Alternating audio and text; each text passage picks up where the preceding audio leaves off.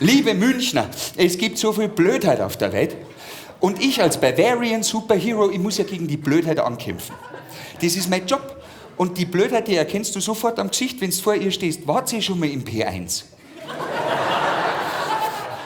Das ist ein Wahnsinn. Und ich habe ja ein Motto als Bavarian Superhero, das heißt, es ist Englisch. Das ist mein Credo, mein Leitspruch, der heißt Let's pack it bei der Wurzel. Gut, das kann von Lothar Matthäus stammen, der sagt, ich muss das Übel bei der Wurzel packen und wenn ich so dem Blöden gegenüberstehe und habe meinen Superheldenanzug an, dann möchte ich dem ab und zu eine dumme Bockfotzen verpassen. Eine Bockfotzen, die ist dann tödlich, ja. Ein Bockfotzen, das muss ich nicht erklären, was das ist hier. Eine Bockfotzen, das muss man nördlich von Ingolstadt manchmal schon erklären. Ein Bockfotzen, das ist nicht der Genitalbereich von einem Huftier.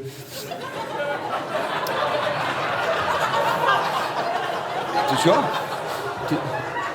Ein Bockfotzen, das ist ein dummer Atomwatschen, ja. Und Leute, die ein Bockfotzen verdienen, die haben meistens ein Bockfotzen-Gesicht. Er ist so ein Manager von einer Bank und hat wirklich nicht alle Tassen im Schrank. Hat grad 3000 Steine kurz wegsaniert und dafür Millionen Abfindung kassiert. Macht's Victory-Zeichen, der hat echt einen Knall. So blöd wie er schaut, ist ein typischer Fall von einem Bockfotzen-Gesicht. Ein Bockfotzen-Gesicht, ein größeres Bockfotzen-Gesicht findest du nicht wie das Bockfotzen-Gesicht, das leise zu dir spricht. Ein Bockfotzen schadet mir nicht. Und da müsst jetzt immer...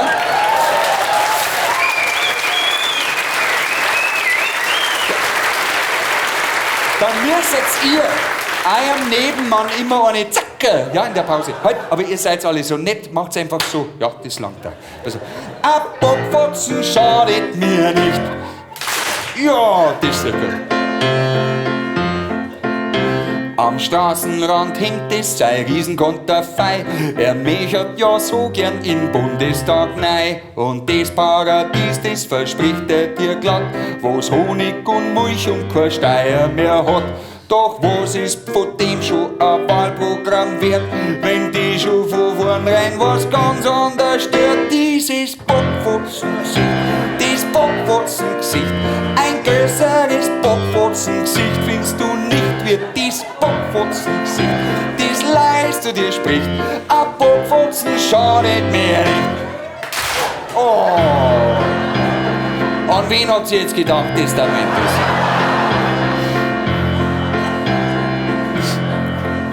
Sie ist eine Frau der High Society, ans Gesicht lasst bloß Wasser und Botox spritzt hin.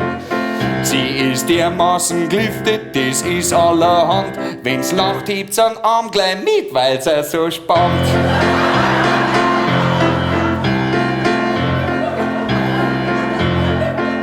Du kannst das nicht anlangen, auch nicht für Geld. Und was auch die letzte Frau auf der Welt wächst dem Bockfotzen-Gesicht, dem Bockfotzen-Gesicht.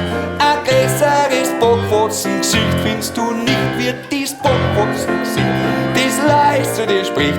Ein Bockfotzen schadet mir nicht. Oh, ja, das tut gut, oder?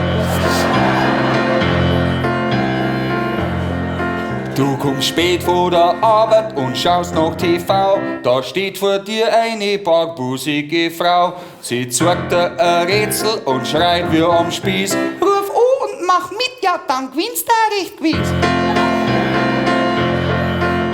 Dein Blick hängt am Busen, dann wandert er auf. Der Busen war schön, doch da stehst du auf. Wächst dem Bockfotzen-Gesicht, dem Bockfotzen-Gesicht.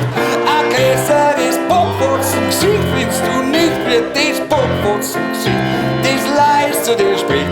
Ein Bockfotzen schadet mir nicht. Au!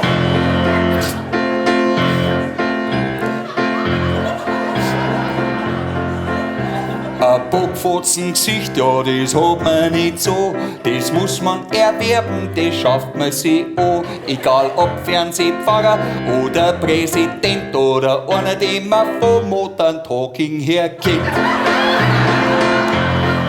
So ein Gesicht, das ist wie ein Pantoffel, jawohl, tritt einfach mal rein und dann fühlst du dich gleich wohl in dem Bockfotzen-Gesicht. Siehst du Bockfotzen-Gesicht, dann werd ich nur gegen dein Bauchgefühl nicht. Siehst du Bockfotzen-Gesicht, das laut zu dir spricht, verwirr in dem Bockfotzen nicht. Danke!